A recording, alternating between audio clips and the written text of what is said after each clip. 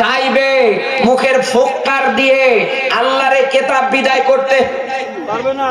এখানে আমি সহকারে যত মানুষ বসে আছে, আসেন তো কেমন আপনি কোরআনটা আমি রেখে দিচ্ছি এই জায়গায়, আপনি ফু দিয়ে শুধু 1 ইঞ্চি নড়া পারবেন? আরো জোরে বলে, মুখ থেকে ফু দিয়ে আপনি কোরআন কারিমটা 1 ইঞ্চি নড়িয়ে দেখান, টেবিল থেকে নিচে আপনি ফালিয়ে দেখান, আপনি তো পারবেন না। আল্লাহ তো ব্যাখ্যা দিয়েছে খলিকাল ইনসানা দাইফা, আল্লাহ যদি দাইফ দিত তাও তো মানা যেত, একালিক টান দিয়ে বলেছে দাইফা। আমি মানুষদেরকে তো একেবারেই দুর্বল করে বানিয়েছি। পাটগ্রামের মুসলমান মানুষ দুর্বল, কথা বলেন না কেন? কর্তৃত্ব নেতৃত্ব যা আছে সবই দুর্বল। মানুষের যদি কয়েকবার পাতলা পায়খানা শুরু হয়, বউকে পর্যন্ত মা ডাকে,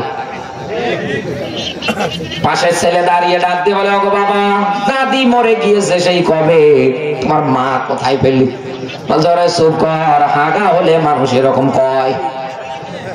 বাথরুমে যেতে যেতে পাতলা পায়খানায় আক্রান্ত হয়ে বউকে মা ডাকছে, আর আপনি এসেছেন কোরআন বিদায় করতে। আল্লাহ বলেন তুই তো দুর্বল। কথা বলে না, যেমন তেমন দুর্বল না, একেবারে দুর্বল। তাহলে এই জায়গায় আল্লাহ এই ব্যাখ্যা দিলেন কেন? এই জায়গার মধ্যে এই ব্যাখ্যাটা আল্লাহ কেন দিলেন? এই জন্যই তো কোরআনের মাহফিল আসা লাগে, আর এই জন্যই তো তাফসীর মাহফিল গুলো আসা লাগে। কারণ বাবে তাফঈলের মাসদার এটা তাফসীরুল কোরআন মাহফিল, ঢাকনা দিয়ে কোন জিনিস ঢেকে দেয়া আছে, তাই তো জাতিকে খুলে দেখানো। কথা বলে, জাতির মাঝে তুলে ধরা সমাজের বাস্তব চিত্রগুলো। আর এগুলো বলতে গেলেই তো আপনি রাজনীতি বলে ফু দিয়ে উড়াচ্ছেন। আসে বক্তারা শুধু রাজনীতি করে, এই করে ওই করে, এ কি রাজনীতি? এ তো কোরআনের একেবারে বাস্তব ব্যাখ্যা বলছি। একটা জায়গায় আমার আল্লাহ দুর্বলতার ব্যাখ্যা দেয় না, সেই জায়গাটা হচ্ছে ইন্না কাইদাকুন আযীম, মেয়েদের ষড়যন্ত্র চক্রান্তের ক্ষেত্রে আল্লাহ আযীম শব্দ ব্যবহার করেছে, এর উপরে আর শব্দ হয় না।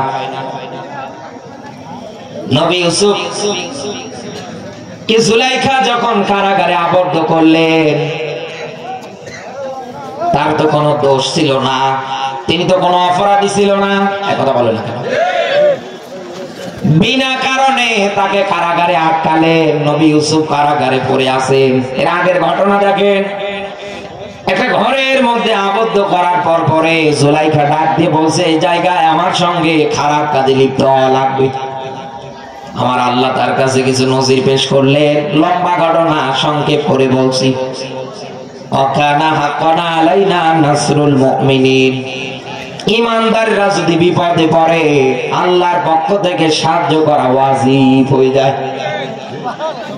আমার আল্লাহ নজির দৃষ্টান্ত তাকে দেখালেন। সর্বশেষ বললেন, দৌড় দেন, আপনি দৌড় দেন।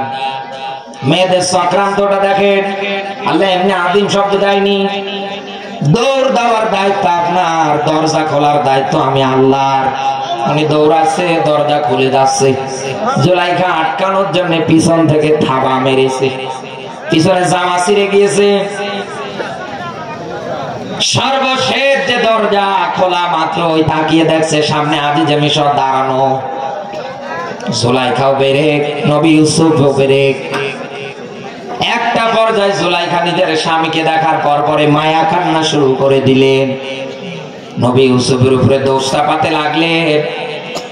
নবী ইউসুফ ওই জায়গায় নিরপরাধ একজন মানুষ নিরুপায় হয়ে দাঁড়িয়ে থাকলেন, কারণ এই জায়গায় আজিজে মিশর দাঁড়ানো উপযুক্ত প্রমাণ ছাড়া কোনো কথা বলা যাবে না।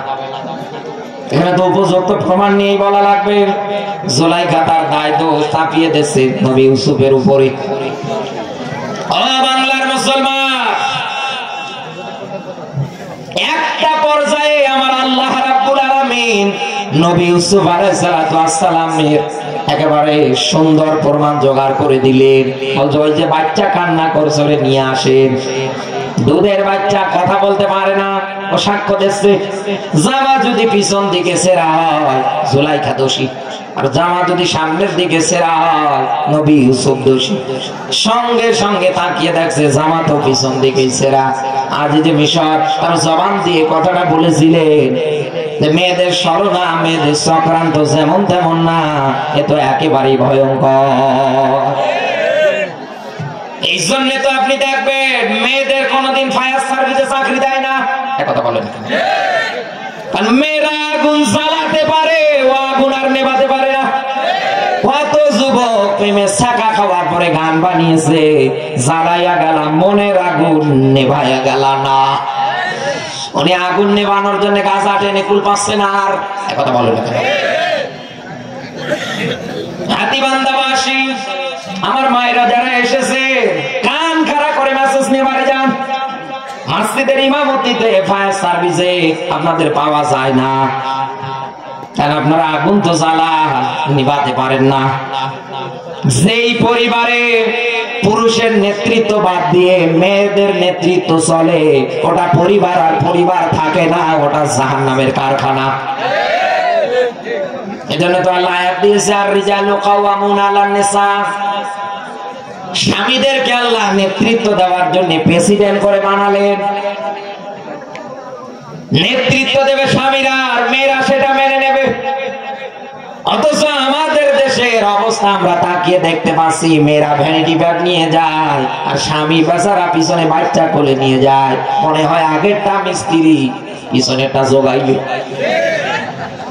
কি এক আশ্চর্য অবস্থা। সম্মানিত মায়েরা যারা এসেছে মনটাকে উদার করেন। কেন সংকীর্ণময় মন আপনি করেন? কেন স্বামীর মা বাবারে দেখতে পারেন না? শুধু আপনার ষড়যন্ত্রের কারণে একটা ছেলে 22-23 বছর ধরে মা বাবা মানুষ করার পরে ইনকাম খেতে পারে না। এখন বল, সবাই তো চায় ছেলের ইনকাম খেতে, কিন্তু আপনার ষড়যন্ত্রের কারণে খেতে পারে না। শেষে বুড়ো বুড়ি জায়গা হয় বৃদ্ধাশ্রমে, রেলওয়ে স্টেশনে। আমি মনে হয় বেশি বলছি। যেই পরিবারে, যেই সমাজে মেয়ের চক্রান্ত হয়, ওটা পরিবার থাকে না, ওটা জাহান্নামের কারখানা হয়। ভাই ভাইয়ের সঙ্গে সম্পর্ক শেষ, রক্তীয় বোনের সঙ্গে সম্পর্ক শেষ। আল্লাহ তো খেলা করার জন্য আদিম শব্দ দেয় নাই। ও বাংলার মুসলমান, একটা পরিবারের মধ্যে মেয়ের চক্রান্তে যদি এত পরিমাণ প্রভাব ফেলতে পারে, তাহলে এই মেয়েরা যদি দেশ চালানোর ক্ষেত্রে, রাষ্ট্র চালানোর ক্ষেত্রে ভূমিকা রাখে, এদেশে তো দাউ দাউ করে আগুন জ্বলবে। এজন্য তো আমেরিকায় একবারও হিলালকে ওরা পাস করতে দেয় না, কারণ ওরা জানে এ কাজ মেয়েদের দ্বারা হবে না। কথা বলো না। আর আমরা দুই বাবু শাসন একাধারে দেখলাম, আমাদের রংপুরে চাচা এরশাদকেও দেখলাম। কথা বলে না কেন? আমরা তো এবার চাই যে গণজোয়ার চাচা বুবু সব ঘোড়ার ডিম্বা আগামীতে কোরআনের পক্ষে, যে আমরা তার পক্ষে।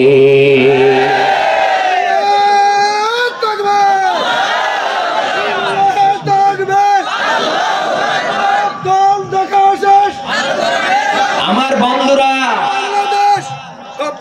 আমার কথাগুলো আপনি হয়তো তিতে লাগলেও, মনে কষ্ট লাগলেও আমার কিছু করার নেই, কারণ এটাই বাস্তব ব্যাখ্যা। মায়েরা বদদোয়া দিলে দেন, অসুবিধা নেই, কারণ এটাই বাস্তব ব্যাখ্যা। আমার বন্ধুরা, মানুষের ব্যাখ্যায় আমার আল্লাহ দিয়েছে দয়ফা, দুর্বল, মেয়েদের ক্ষেত্রে দিয়েছে আজিম। তো যতই আজিম দেখ না কেন আল্লাহ, এই মেয়েরাও যদি চায় আল্লাহর কিতাব ফু দিয়ে বিদায় করতে পারবে? আরো জোরে বলে, এটা কি সম্ভব? কোশ্চিন কালও তো সম্ভব না। কারণ আল্লাহ পাক বলেন, কোরআন নাযিল করেছি আমি, হেফাজতের দায়িত্ব নিয়েছি আমি। সুবহানাল্লাহ বলতে পারেন না? হেফাজতের দায়িত্ব কারো হাতে তো দেয় নাই, সরাসরি কার হাতে? হাফিজুল। হেফাজতকারী কে? কোরআনের। একজন আলেমকে জেলখানায় বন্দী করে একজন কোরআনের ধারক বাহককে বিদায় করে দিয়ে হয়তো আপনি ভাবছেন আর মনে হয় কোরআন কেউ প্রচার করবে না। আরে ভাই, একটা আমের গাছের ডাল কাটবেন, 7 দিন পরে দেখতে যাবেন, গিয়ে তাকিয়ে দেখবেন ওর আশপাশ থেকে আরো অনেকগুলো কুশি কুশি বের হচ্ছে। আপনি একজন আল্লামাকে বিদায় করবেন, এ জমিনে হাজারো আল্লামা তৈরি করবে কে? এইভাবে তিনি তার কোরআনের আলো জ্বালাবে। আমার বন্ধুরা, আফওয়াহিহিমের ব্যাখ্যা বলছি, কান খাড়া করে মেলা। মানুষ সর্বোচ্চ তার মুখের এই ফুৎকারের মাধ্যমে নেভাতে পারে সিনটির আগুন, মোমবাতির আগুন। একথা বললেন কেন? এই এতটুকু তো নেভাতে পারে, আল্লাহর কোরআন তো আর নেভাতে পারবে না। কোরআনে কারিমে আমার আল্লাহ ঠোঁট আর জিহ্বার ব্যাপারে ব্যাখ্যা দিয়েছে। আল্লাহ পাক বলেন, আলাম নাজআল্লাহু আইনাইন ওয়া লিসানাও ওয়া শাফাতাইন। আমি কি বানাইনি তোমাদের জন্য দুটো চোখ? আমি কি বানাইনি তোমাদের জন্য ঠোঁট আর জিহ্বা? এই কথাগুলো কার? আরো জোরে বলেন। এই যে ইনি বসে আছে মুরব্বী মানুষ, এনার আমি যদি ঠোঁটটা সেলাই করে দেই বা মুখে যদি কস্টেপ মেরে দেই, আঠালো জাতীয় কোনো কিছু দিয়ে যদি দুইটা ঠোঁট এক জায়গায় আটকিয়ে দেই, মোমবাতিটা আগুন লাগিয়ে মুখের কাছে নিলে কি উনি ফু দিয়ে নেভাতে পারবে? আরো জোরে বলে, এটা কি সম্ভব? যদি বলি একটু কথা বলেন তো, পারবে? ও বন্ধু, মানুষের ঠোঁট আটকিয়ে দিলে কথা বলতে পারবে না, সেটা যেই হয় না কেন, আমি হলেও বলতে পারবো না। আপনি এখানে শুধু ফু দেখলেন, শুধু ফুর ব্যাখ্যায় পড়েছেন, কিন্তু বাস্তব ব্যাখ্যা অনুসারে আমি যেটা পাচ্ছি, এই দুনিয়ার ময়দানে ইসলাম এবং কোরআন বিদায় করার জন্য জালেমরা, কাফের বেঈমান মুনাফিকরা এই ঠোঁট আর জিহ্বাকে কাজে লাগিয়ে ইসলাম এবং কোরআনের বিরুদ্ধে হাজার হাজার মিথ্যা কথাগুলো রটাবে। ওরা জবান দিয়ে সব জায়গার মধ্যে উল্টা পাল্টা কথা ছড়াবে। আলেমদের বলবে ধর্ম ব্যবসায়ী, রাজাকার। যেটা আলেমদেরকে এই কথা বলবে, ওর ডাইরেক্ট পরিচয় কোরআন দিয়েছে, উতুল্লিম বাদা যালিকা জানিব, ও যার সন্তান, ওর পরিচয় এটা।